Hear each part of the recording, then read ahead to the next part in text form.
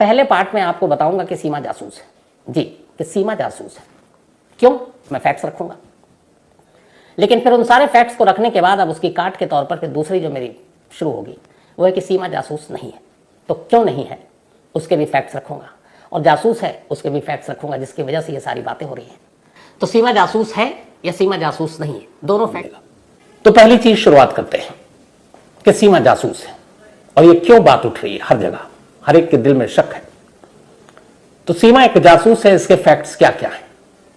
पहली चीज जहां से ये शक और सवाल जन्म लेता है, सीमा एक जासूस है। क्यों? सीमा एक पाकिस्तानी है। अब पाकिस्तानी होने से जासूसी का क्या लेना देना? बिल्कुल है। पाकिस्तान ऐसी बहुत सारी लड़कियों के थ्रू जासूसी कराता रहा है। अभी हाल में ही आपको पता चला होगा कि जो अपने DRDO के एक साइंटिस्ट जिनके खिलाफ चार्जशीट दाखिल हुई है, एक पाकिस्तानी लड़की उनसे कुछ और नाम बदल कर बात कर रही थी और सारे राज चुरा रही थी। तो बिल्कुल मुमकिन है, और वो पाकिस्तानी थी, और पाकिस्तान के साथ ऐसा पहले भी होता रहा है। तो पहला फैक्ट्स कि सीमा जासूस है, उसकी वजह यह है कि वो पाकिस्तानी है। दूसरा, न सिर्फ पाकिस्तानी है वो, बल्कि एक पाकिस्तानी लड़की है। तीसरा, न सिर्फ पाकिस्तानी लड़की है बल्कि देखने में भी ठीक ठाक है। तो ये आइडियल होता है किसी हनी ट्रैप के लिए। तो जासूस है उसका पैमाना यह है कि पहला पाकिस्तानी है, दूसरा पाकिस्तानी लड़की है, तीसरा दिखने में ठीक ठाक है, चौथा सोशल मीडिया के थ्रू वो सचिन के कांटेक्ट में आई, PUBG गेम। अब जितने भी पहले जासूस के इतिहास या कहानी हमारे सामने आई है, उसमें सोशल मीडिया के थ्रू ही लोगों को फंसाया गया है। इस DRDO के साइंटिस्ट की भी जो बात कर रहा हूं मैं, सोशल मीडिया के थ्रू पहले आए और फिर वो फिसलते चले गए। तो पाकिस्तानी है, पाकिस्तानी लड़की है, वो भी दिखने में ठीक ठाक है, और सोशल मीडिया ऐप के थ्रू एक इंडियन लड़के को अपने जाल में फंसाती है, इसलिए सीमा जासूस है। ये अभी तक फैक्ट्स हैं और इसमें कोई गलत नहीं है। ये शक और सवाल हमेशा आपको अलर्ट पे रखते हैं। आगे कि वो हिंदी ठीक ठाक बोलती है, बिल्कुल इसमें शक होना चाहिए, क्योंकि पाकिस्तान के जो लोग हैं, लड़कियां हैं, चाहे अलग अलग उनके स्टेट है, 4 स्टेट है पाकिस्तान में, उनकी बोली और उनके बोलने का तरीका बड़ा डिफरेंट होता है, अलग होता है, और उनकी उर्दू जो है वो बड़ी खूबसूरत होती है, सुनने में लगती है। मैं खुद चूंकि सीमा से मिला और लगभग घंटा भर था, इंटरव्यू के अलावा भी बातचीत की, और मैं बहुत सारे ऐसे और पाकिस्तानियों को जानता हूं, कई लोगों से बातचीत भी होती है। उनका जो प्रोनाउंसिएशन है, बात करने का तरीका है, वो बिल्कुल डिफरेंट है। सीमा का थोड़ा सा अलग है, और उसके उर्दू में हिंदी मिक्स्ड है। जैसे कारण, जन्म, ये सारी चीजें हैं, ये जो शब्द है एकदम आम बोलचाल के जो हम लोग इस्तेमाल करते हैं, वो एक पाकिस्तान की लड़की करे तो थोड़ा शक होता है। तो एक डाउट ये कि उसकी हिंदी कहां से आई। अगला, वो पाकिस्तान के एक बलोच कबीले की रहने वाली बेहद गरीब लड़की है। मतलब उसका पहला पति कराची में रिक्शा चलाता था, 5वीं तक पढ़ाई की, लेकिन अंग्रेजी बोलती है। I know, I love you, thank you, sir, ये सारे शब्द। तो ये कि एक बलोच कबीले की लड़की है और इतनी साफ सुथरे ये सारे शब्द का इस्तेमाल कर रही है, तो इसका मतलब है कि ये सारी चीजों की ट्रेनिंग दी गई है। अगला, एक पाकिस्तानी लड़की का पहनावा और बाकी चीजें थोड़ी अलग होती हैं हमारे से, लेकिन सीमा की जितनी तस्वीर आपने देखी है, मैंने खुद देखा बैठकर, साड़ी में, एक तो वहां पे साड़ी कम पहनते पाकिस्तान में, शायद पहनते ही नहीं है।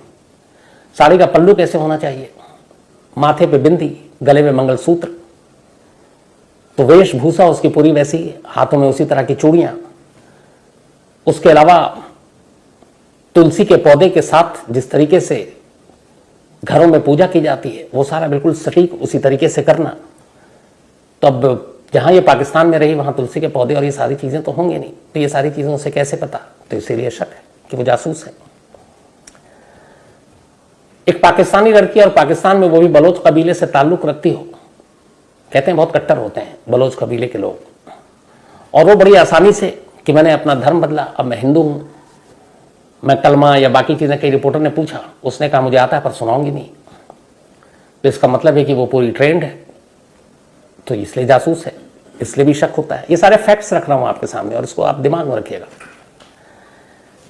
आगे बढ़ते हैं। एक पाकिस्तानी लड़की बलूच कबीले से, बेहद गरीब परिवार से, जिसने अपने गांव से निकलकर सिर्फ एक ही शहर बड़ा देखा था, वो है कराची। जब गुलाम हैदर से उसकी शादी हुई, और कराची के एक मलेर कैंट के मोहल्ले में बेहद गरीब लोगों की बस्तियां, वहाँ एक किराए के घर में वो रहती है 3री मंजिल पर। और वो गरीब और वो लड़की जिसके दुनिया के बारे में कुछ पता नहीं, बलोच के गांव से निकलकर कराची ही पहली बार देखती है और वो सीधे कराची एयरपोर्ट पहुंचती है। कराची एयरपोर्ट से वो सीधे यूएई शारजा एयरपोर्ट उतरती है, शारजा एयरपोर्ट से कनेक्टिंग फ्लाइट पकड़ती है और फिर काठमांडू पहुंच जाती है। एक आम, एक घरेलू और जिसे मतलब दुनियादारी की कोई पता नहीं, वो कैसे अकेले ट्रैवल कर सकती है? ये सारे रास्ते, उसे रूट सब पता, तो शक तो बनता है, तो इसलिए वो जासूस है। अगला आते हैं, ये सारे फैक्ट्स हैं अभी तक, जो मतलब मेरे घर में भी ये सवाल पूछे जा रहे हैं। अब वो यहां तक सफर की, पहली बार वो गई मार्च में काठमांडू कराची से यूएई के रास्ते, दूसरी बार मई में इसी साल 4 बच्चों को लेकर। तो पहली बार 1 हफ्ते के लिए गई तो टिकट तो लगे होंगे पाकिस्तान से वहां तक, फिर 4 बच्चों के पासपोर्ट बनाना, उसके भी पैसे, तो कम से कम कितना भी सस्ता टिकट होगा, मुझे नहीं लगता है कि 2-2.5 लाख रुपए से कम लगे होंगे।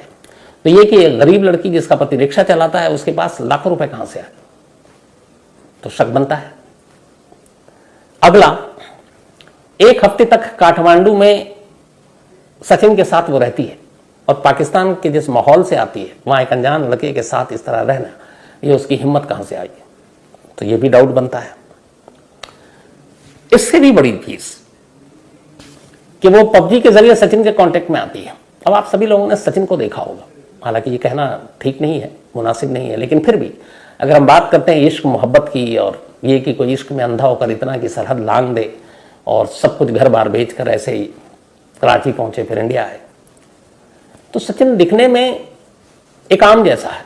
ये आप नहीं कहेंगे कि कोई अपने बॉलीवुड टाइप का, कोई हीरो टाइप का, कोई हैंडसम हो।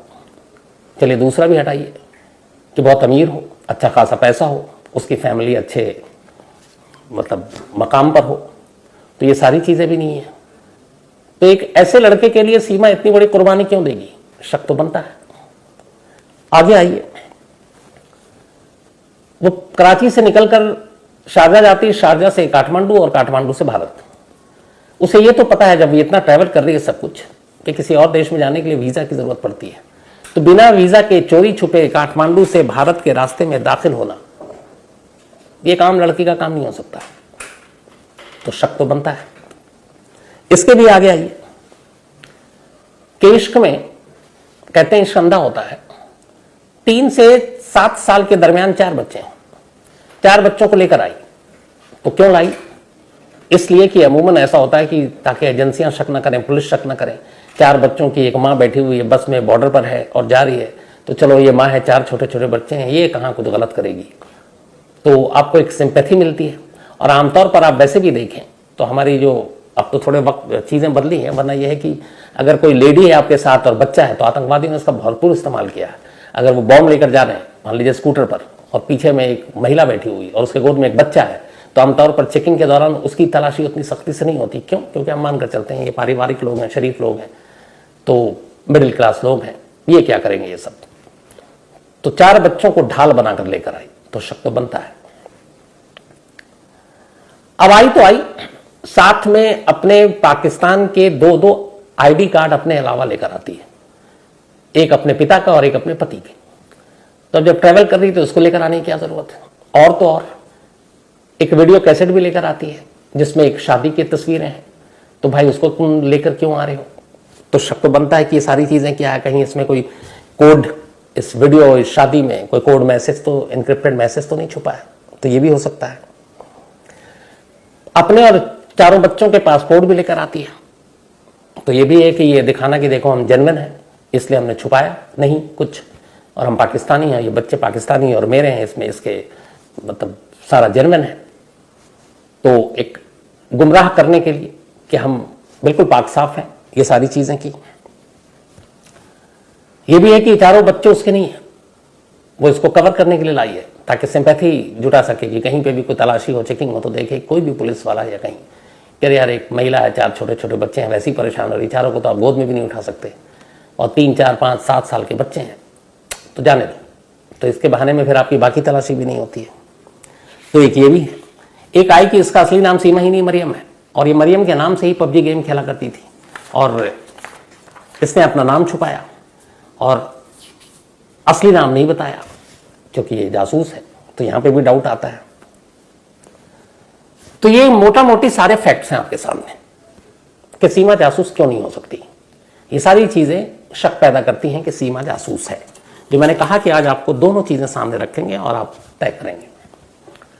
तो पाकिस्तानी होना, पाकिस्तानी लड़की होना, लड़की भी ठीक ठाक होना, ये सारी चीजें पहली ये शक पैदा करती हैं कि वो जासूस है।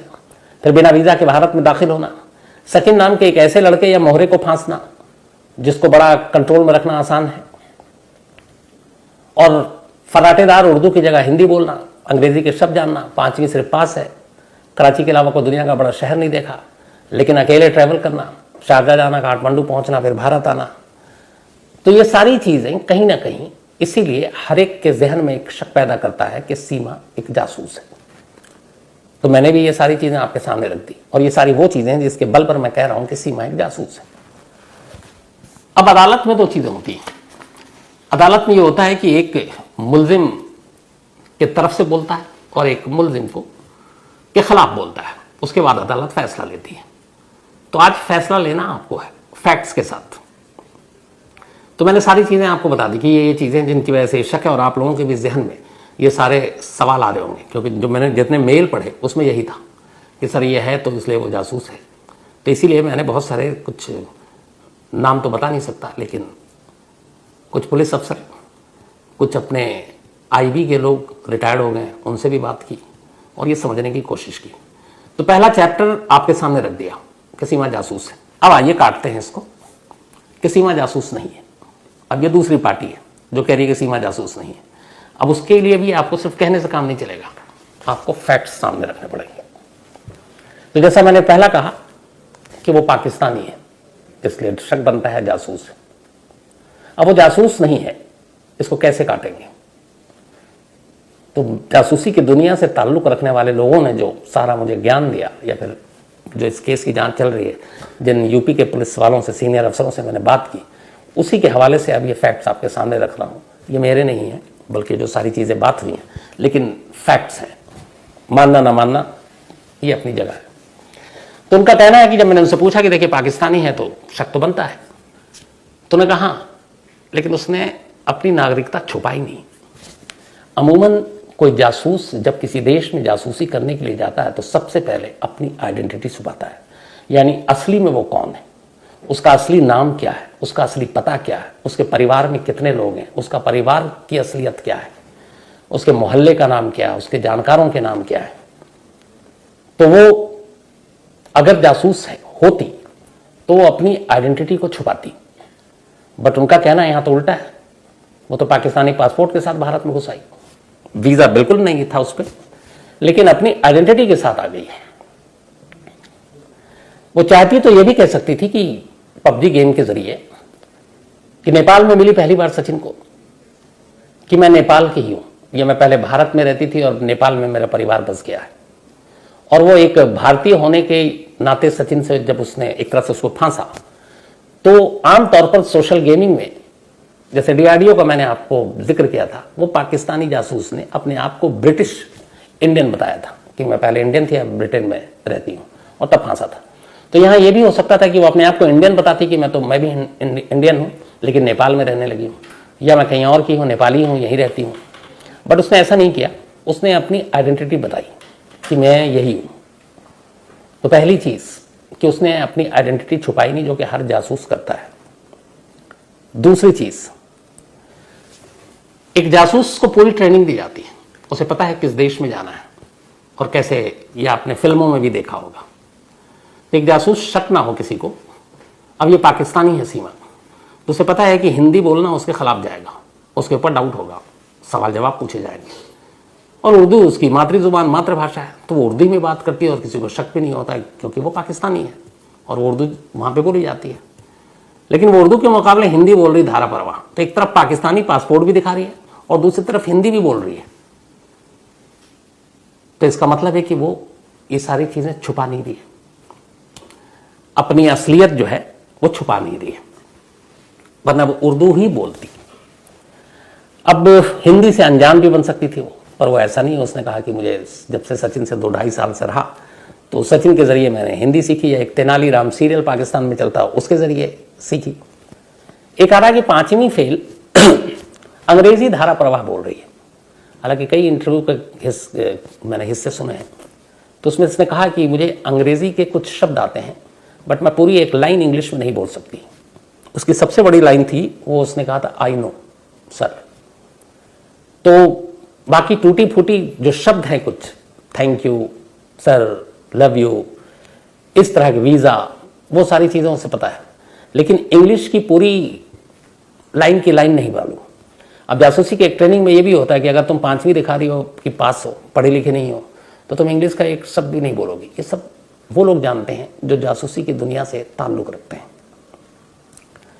अब यहां पर आने के बाद उसने जिस तरीके से माथे पे बिंदी, मंगलसूत्र, हाथों में चूड़ियां, तुलसी की पूजा, और फिर उसका ये कहना कि मैंने धर्म अपना बदल लिया है, मजहब चेंज कर लिया है, तो वो अपने आप को पूरी तरह मुस्लिम ही दिखाती।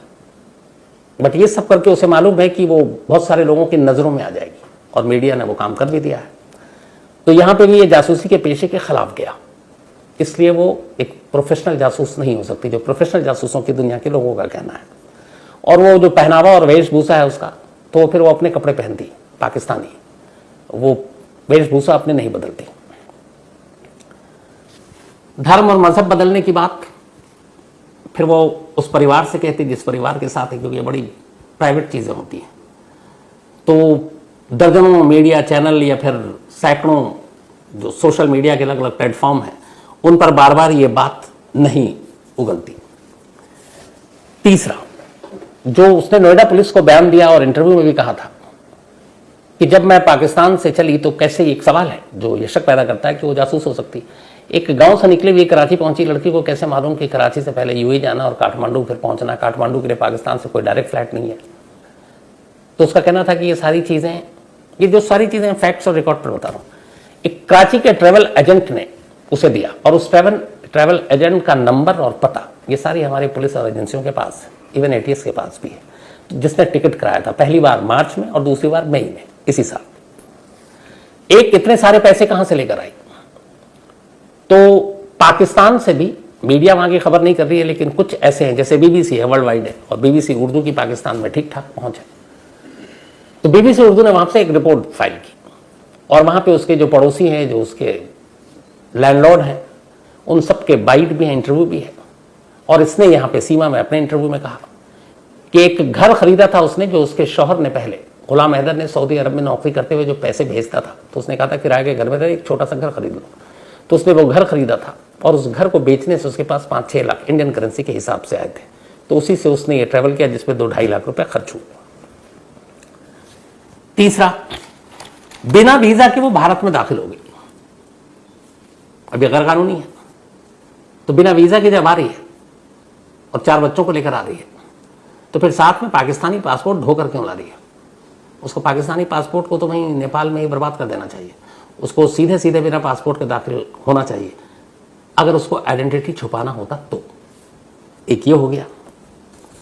अब एक सवाल ये भी आ रहा है कि क्या ये चारों बच्चे इसके लिए ढाल हैं? जो मैंने शुरू में कहा कि ये जासूस है, ढाल है, और लोगों की सिंपैथी या पुलिस की आंखों में धूल झोंकने के लिए वो 4-4 बच्चे को ढोकर चल रही है, और ये बच्चे उसके नहीं हैं। वैसे भी सीमा की उम्र को आप देखिए तो वैसे ही लगता है। तो ये चारों बच्चे हैं कि नहीं है, ये कैसे पता चलेगा? तो इसके 3-4 सबूत हैं।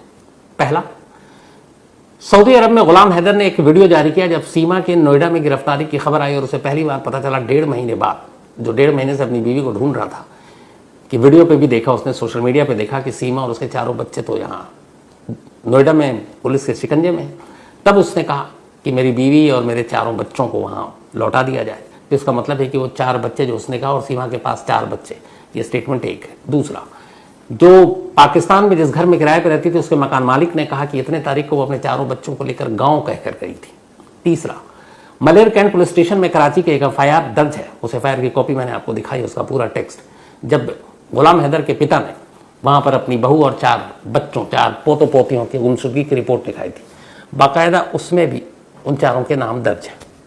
तो ये 3 ऐसे सबूत हैं अलग अलग, जिससे ये है कि बच्चे ढाल या कवर नहीं बल्कि उसके अपने बच्चे हैं। ये हो गई। अब अपने साथ पहली शादी के जो वीडियो थे वो लेकर क्यों आई? 3 जो उसके कार्ड हैं उसके पति के और उसके पिता के, तो हो सकता है कि शायद जो दूसरी तरफ की बात कर रहा हूं इस वक्त में, जासूस वाली तो बता चुका कि उसको यहां पे ये हो कि कल को पूछा जाए कि भैया तुम्हारी पूरी असली पहचान क्या है, तो ये रही, ये मेरी पहले शादी हुई थी 2014 में, ये सारी चीजें थी, तो उसके सबूत है, इसलिए लेकर आई। पबजी गेम पर उसने अपना नाम बताने की बजाय मरियम खान क्यों रखा? तो इसके ऊपर जो नोएडा पुलिस को उसने अपनी दलील दी और सफाई दी, उसने कहा कि पाकिस्तान में खासतौर पर जिस कबीले में वो रहती है, वहाँ सोशल मीडिया पर या फेसबुक पर बाकी चीज़ों पे लोग जो आईडी बनाते हैं अपने असली नाम से नहीं बनाते हैं, तो उसने भी मरियम खान के नाम से बनाया था और सचिन को यह नाम शुरू में पता था, लेकिन फिर जब दोनों मोबाइल पर और व्हाट्सअप चैट पर सब कुछ आ गए, तब उसने बताया कि मेरा नाम ये है और सीमा है। और जब ये नेपाल, उसमें पाकिस्तानी में उसने शुरू से बताया, जब नेपाल में मिले तब भी वो पाकिस्तानी ये मालूम था और सचिन को भी पता था ये बात, तो उसने छुपाई नहीं। ये सारी चीज़ें हो गई। अब वो जासूस नहीं है, इसका एक और सबूत क्या हो सकता है? वो ये है कि 3 मई को नोएडा पुलिस ने सीमा, सचिन और उसके पिता को हिरासत में लिया था, पूछताछ की, फिर सीमा और सचिन को गिरफ्तार कर लिया। इसके बाद इनको कोर्ट में पेश किया गया, कोर्ट ने इनको जेल भेज दिया। जेल जाने के बाद ये 3 दिन तक जेल में रहे और 7 जुलाई को जेवर कोर्ट ने जमानत दे दी और उस जमानत का नोएडा पुलिस ने विरोध भी नहीं किया। और उसकी वजह यही थी कि जो उन्होंने इंट्रोगेशन किया उसमें जो उसके जितने भी बयान थे वो सारी चीज़ें उन्होंने फैक्ट्स सही पाई और इसीलिए ये मानते हुए कि एक स्पाई नहीं, एक इश्क की मारी है, जमानत का विरोध नहीं किया और वो बाहर आ गई। तो इसलिए ये नोएडा पुलिस की जो शुरुआती जांच है सबसे अहम इस मामले में, तो ये भी उसके मतलब एक तरफ इशारा करती है कि मामला क्या है। अब आइए सबसे लास्ट और इंपॉर्टेंट चीज। बहुत सारी फिल्में आप लोगों ने देखी होगी, जासूसी नॉवल पढ़े होंगे, बहुत सारे किस्से पढ़े होंगे, मैंने भी देखे हैं, शौक है मेरा।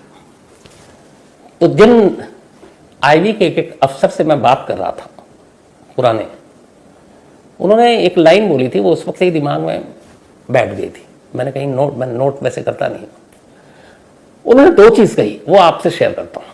उन्होंने पहली चीज कही कि एक जासूस कहीं भी जासूसी करने के लिए जाता है ना, तो बेहद खामोशी के साथ, मतलब उसके अलावा और किसी को इसकी आहट तक सुनाई ना दे। मैंने उनसे पूछा कि सीमा जासूस है, तो उसके जवाब में ये लाइन कही कि मैंने पहली बार ऐसा देखा है कि फुल ढिंडोरा पीटते हुए एक जासूस पाकिस्तान से हिंदुस्तान में दाखिल हुई है और इस तरह दाखिल हुई है कि वो कुछ छुपाने की बजाय खुलेआम सबको बता रही है कि देखो मैं पाकिस्तानी हूं, ये मेरा पाकिस्तानी पासपोर्ट है, ये मेरे 4 बच्चे हैं और ये सब पाकिस्तानी हैं। और उसके बाद वो भारत आ गई। उन्होंने कहा कि अब वो आड़ सचिन का लिया पबजी गेम के जरिए, अब वो उसकी पत्नी हो जाएगी, हो सकता है कल को उसको यहीं रहने दिया जाए, लेकिन अब वो जासूसी क्या करेगी? क्योंकि सचिन और उसके बारे में अब सब जानता है। अब मान लीजिए कल को अगर वो सचिन के साथ घूमने, सारी चीजें अगर क्लीन चिट मिल जाती है, अब वो एक पति पत्नी के तौर पर अपने 4 बच्चों को लेकर सचिन से कहती है चलो दिल्ली चलते हैं, पार्लियामेंट देखते हैं, तो पार्लियामेंट देखने जाएगी तो आपको लगता है कि वो यूं ही बस यही 5 लोग होंगे? कोई ना कोई पुलिस या एजेंसी के लोग उस पर नजर तो रखेंगे कि यहां क्यों गई। तो ढिंढोरा पीट कर आने वाली शायद ये पहली जासूस है। दूसरा, अब वो जासूसी का काम करेगी क्या? क्योंकि वो बाकी एजेंसियां और अपनी जो खुफिया एजेंसियां हैं, खुफिया का मतलब ये होता है कि वो सामने नहीं आते। यहां तो पूरा देश सीमा का चेहरा देख चुका है और जान चुका है। अब तो वो कहीं निकलेगी एक सेलिब्रिटी की तरह, लोग उसके साथ सेल्फी भी खिंचाएंगे। तो अब ऐसी सूरत में जिस काम के लिए उसे भेजा गया वो जासूसी वो कैसे करेगी?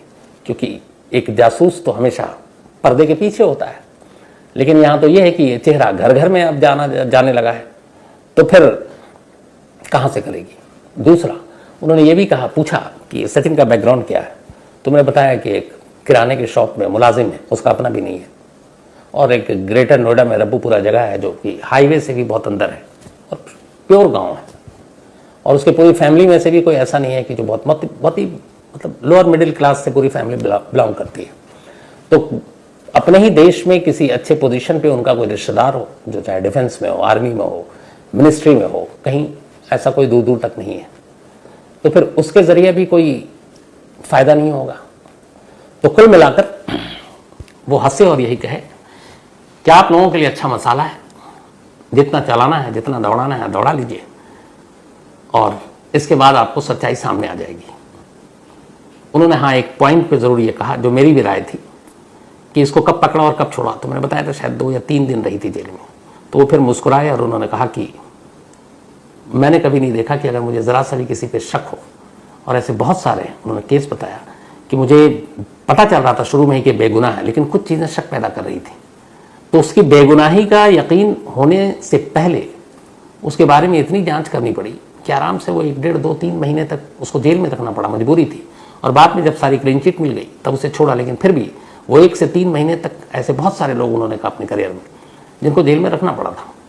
तो उन्होंने कहा कि जिसे पुलिस और इंटेलिजेंस, अच्छा ये भी थी उनकी लाइन कि एक पाकिस्तान से आई थी, चूंकि जासूसी का मामला था, तो ये सिर्फ नोएडा और ये यूपी पुलिस का ये इशू नहीं था कि नोएडा और यूपी पुलिस ही इसकी मालिक है और अपनी लेवल पे जांच करके छोड़ दे। इसकी पहली इन्फॉर्मेशन सेंट्रल मिनिस्ट्री को गई होगी, होम मिनिस्ट्री को, होम मिनिस्ट्री से अपनी खुफिया एजेंसी को, जैसे आईबी के थ्रू रॉ चूंकि बाहर में काम करती है, तो पाकिस्तान में अपने भी रॉ के लोग तो होंगे, तो उनके थ्रू भी कि ये पता करो ये कि इसका कनेक्शन क्या है। तो जब ये सारी चीज़ें आई होंगी और शुरुआती, उसी के बाद फिर नोएडा पुलिस तक ये बात पहुंची होगी, और यही वजह है कि 2 से 3 दिन के अंदर वो आसानी से जमानत पर बाहर आ गई। तो ये भी उन्होंने मुस्कुरा कर बताया। तो मुझे लगा कि ये सारी चीज़ें आज आपके सामने इसलिए रखना है कि बहुत सारे जो मेल आ रहे हैं मेरे पास और बहुत सारे लोग जो सवाल पूछ रहे हैं कि जासूस है सीमा या नहीं है। तो एक चीज़ जो हमें पत्रकारिता या जर्नलिज्म में सिखाया जाता है कि जब तक कोर्ट अपना कोई फैसला न सुना दे तब तक अपनी आप राय मत थोपिए, या अपने आप डिक्लेयर मत कर दीजिए कि ये कसूरवार है या बेकसूर है। तो उसी धर्म का पालन करते हुए पत्रकारिता के मैं भी यही कहूँगा कि मैंने दोनों चीज़ आपके सामने रखी कि सीमा जासूस है और क्यों है, उसकी वजह यही है, और सीमा जासूस नहीं है, क्यों नहीं है, उसकी वजह यही है। अब आप लोग दोनों चीज़ें, दोनों फैक्ट्स आपके सामने हैं, अपने अपने हिसाब से इसका फैसला कीजिए। लेकिन आपका फैसला भी आखिरी फैसला नहीं होना चाहिए, ना होगा, क्योंकि आखिरी फैसला तो हमारी इन्वेस्टिगेटिव एजेंसियां, और फिर मामला कोर्ट में जाता है तो कोर्ट को ही करना है। तो हम और आप सिर्फ ये सारी जो फैक्ट्स हैं उसको सामने रखकर बात कर सकते हैं। तो ये थी पूरी कहानी, और ईमानदारी से आप लोग अपनी राय जरूर दीजिएगा ताकि मैं उस राय पे कल बात करूं और आप लोगों को उसके बारे में भी